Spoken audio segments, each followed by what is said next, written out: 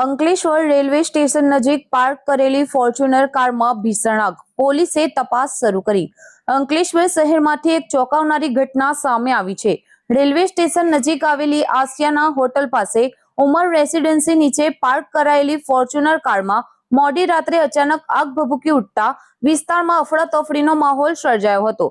પ્રાપ્ત માહિતી અનુસાર બિલ્ડિંગ નીચે પાર્ક કરાયેલી ફોર્ચ્યુનર કારમાં અચાનક આગ લાગતા જ જોતજોતામાં જ્વાળાઓએ સમગ્ર વાહનને પોતાની ઝપેટમાં લઈ લીધું હતું.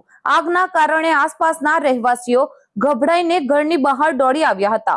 સદનસીબે આ ઘટનામાં કોઈ જાનહાનિ થઈ નથી, પરંતુ કારને ભારે નુકસાન પહોંચ્યું હોવાનું જાણવા મળ્યું છે. ઘટના બાદ કારના માલિકે ગંભીર આક્ષેપો કર્યા છે. તેમના જણાવ્યા મુજબ કોઈ અજાણ્યા શખ્સોએ ગ્રીન કલરના કેમિકલ જેવા પદાર્થનો ઉપયોગ કરીને જાણી જોઈને કારને આગ ચાંપી હોવાનું તેમણે જણાવ્યું છે.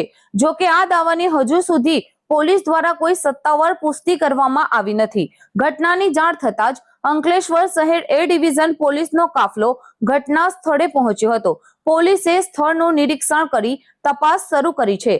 આસપાસના સીસીટીવી ફૂટેજ, ફોરેન્સિક પુરાવા અને અન્ય ટેકનિકલ વિગતોના આધારે ઘટનાની સઘન તપાસ હાથ ધરવામાં આવી રહી છે. હાલ આગ લાગવાનું ચોક્કસ કારણ સામે આવ્યું નથી. આગ શોર્ટ સર્કિટના કારણે લાગી હતી કે પછી કોઈ અસામાજિક તત્વોએ કેમિકલનો ઉપયોગ કરીને આગ લગાવી હતી, તે અંગે પોલીસ તપાસ પૂર્ણ થયા બાદ જ સ્પષ્ટતા થશે. આ ઘટના શહેરમાં ચર્ચાનો વિષય બની છે. સ્થાનિકોમાં સુરક્ષાને લઈને ચિંતા જોવા મળી રહી છે અને લોકો પોલીસ પાસેથી ઝડપી, પારદર્શક અને નિષ્પક્ષ તપાસની અપેક્ષા રાખી રહ્યા છે. પોલીસ તપાસ આગળ વધતા આ કેસમાં વધુ મહત્વના ખુલાસા થાય તેવી શક્યતા વ્યક્ત કરવામાં આવી રહી છે. મારું નામ રિયાઝ શેખ છે. મેં સ્ટેશન રોડ આસિયાના હોટલની બાજુમાં ઉમર રેસિડેન્સી આવી છે, ત્યાં રહું છું. કાલે રાત્રે 1:30 થી 2:15 ના ગાળાના અંદર મારી ગાડી સળગાવી નાખવાનું ષડયંત્ર કરવામાં આવ્યું છે ને મારી ગાડી સળગાવીને એ લોકો ભાગી ગયા છે. આ સળગાવવા પાછળનું કારણ એ છે કે ડઢાલ ગામનો વ્યક્તિ તોસીફ પાંચભાયા અને એમના ફાધર હનીફ પાંચભાયા એ લોકો ઇસ્લામના વિરુદ્ધ ખરાબ ટિપ્પણી કરી હતી ને એ લોકોના વિરુદ્ધ મેં પણ પછી એ લોકોને બોલ્યો હતો ઇસ્લામ માટે.